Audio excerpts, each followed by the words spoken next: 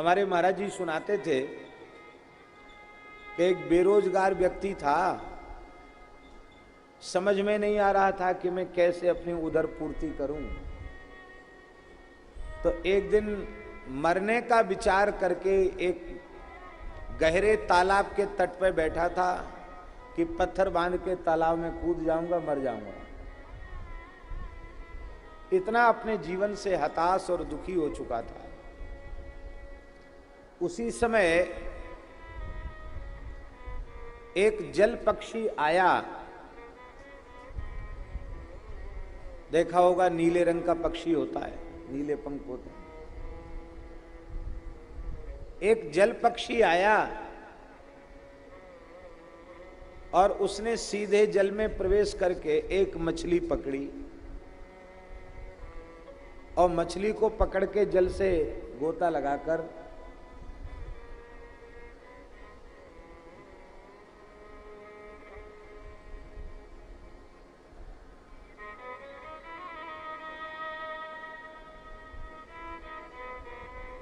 जल के बाहर निकला और जल के बाहर निकलते ही आपने भी कभी देखा होगा, हमने अपने बचपन में यह दृश्य अपनी आंखों से देखा है।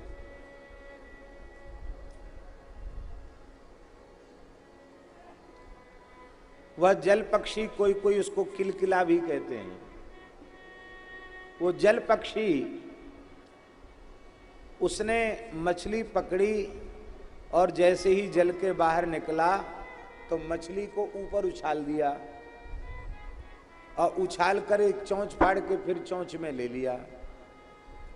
तो उस व्यक्ति ने सोचा कि ये कला तो बहुत अच्छी है, यही गुण सीख लिया जाए तो हो सकता इसी से हमारा गृहस्थाश्रम चल जाए। मरने का विचार छोड़ दिया और उस पक्षी को ही गुरु मानकर उससे प्रेरणा लेकर पहले एक लकड़ी अपने दांत में पकड़ के दांत से ऊपर की ओर उछाली, अपने हाथ से एक लकड़ी बहुत ऊपर उछाल दी और उछाल कर पहले हाथ से पकड़ने की कोशिश की, उसमें सफल हो गया तो दांत से पकड़ने की कोशिश की, दांत से पकड़ लिया। धीरे धीरे एकदम इस कला में प्रवीण हो गया तो उसने लकड़ी का एक चक्कू बनवाया। चक्कू बहुत ऊपर आकाश में फेंक देता और दांत से चक्कू पकड़ लेता। जब इस कला में वह प्रवीण हो गया तब अत्यंत तेज धार वाला चक्कू उसने बनवाया और चक्कू को घुमाकर ऊपर फेंक देता, फिर दांत से पकड़ लेता। बड़ा कठिन काम है। नेक भी चक्कू निशाना इधर उधर हो जाए तो यहाँ गिरे तो ये कट जाए, इधर गिरे तो ये काट जाए, और कहीं एक अंगुल ऊपर चला गया तो नाके ही कट जाए, कहीं गले पे गिरे तो गला कट जाए, कहीं जीभ पर गिरे तो जीभ ही कट जाए। बड़े खतरे का काम। पर वो कलाकार था, करत करत अभ्यास के जड़मति होत सुजान, उसने ये कला हासिल प्राप्त कर ली। वो तेज धारदार चक्कू को ऊपर फेंक देता और दांत से पकड़ लेता। यही खेल दिखा दिखा कर खूब पैसा बटोरने लग गया। अब तो बेरोजगारी खत्म, धंधा बढ़िया चल पड़ा। एक बार वह अपनी कला लोगों के बीच दिखा रहा था। लोगों ने इसकी कला को देखा तो वाह वाह किया और कहा कि धन्य है तुम्हारे गुरु को जिसने तुम्हें ये ज्ञान दिया, ये गुण दिया, ये कला दी। धन्य है उसको। हम जानना चाहते हैं कि यह गुण, यह कला तुमने किस गुरु से सीखी। यह सुनकर वह व्यक्ति बोला, हमने किसी को गुरु नहीं बनाया, हम तो अपने आप ही इसको सीख लिया। अब देखो, उसके कहने में कोई ज्यादा बहुत बारीकी से विचार करो तो भले ही अपराध है। वैसे देखा जाए तो उसने प्रत्यक्ष किसी व्यक्ति को गुरु नहीं बनाया इस कला के लिए। इसी दृष्टि से उसने कह दिया कि मैंने किसी को गुरु नहीं बनाया, मैंने तो अपने आप ही इस गुण को सीख लिया। पर इतना कह देने मात्र से गुरु तत्व का तिरस्कार हो गया। यदि हमने किसी पशु या पक्षी से भी कोई गुण प्राप्त किया है तो उसका भी जीवन पर्यंत गुरुवत आदर करना चाहिए। गुरु तत्व का तिरस्कार हो गया और पूछने वाले व्यक्ति ने कह दिया कि बिना गुरु के ज्ञान होता नहीं, चाहे लौकिक ज्ञान हो अथवा अलौकिक ज्ञान हो, गुरु कृपा से ही ज्ञान होता है।